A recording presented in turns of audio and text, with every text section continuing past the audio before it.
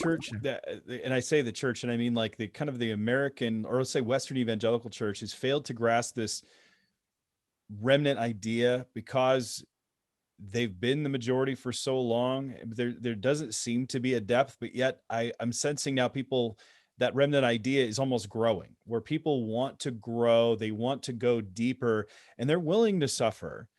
Some already are, but it seems to be there's a pruning going on, and that remove. I love how you contrast the relevance versus the remnant idea. But do you see this remnant idea growing in churches that, or even in the Christian groups that you're working with? Because you guys mentioned you work not just with IV, you guys are working across the board. I mean, you're working with Crew, you're working with other different groups that are out there trying to share the gospel and really, see God transform college campuses. And I was really encouraged by reading that in the book. But do you see that within churches as well? Have you guys heard that? I mean, what are you guys seeing? Yeah, no, it depends on the church for sure. But yeah, it's like a growing interest.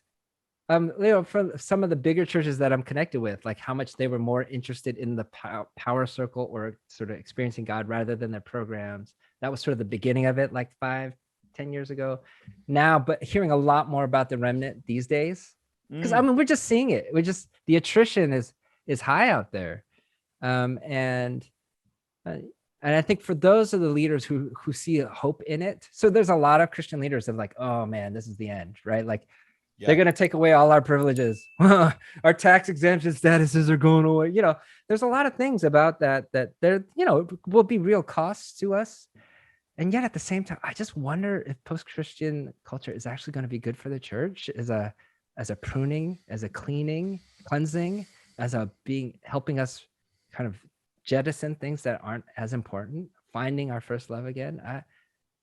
I just think there are benefits to not being in power. Christians in power don't usually do well. We don't. But when we're under the gun, man, that's where our faith comes alive.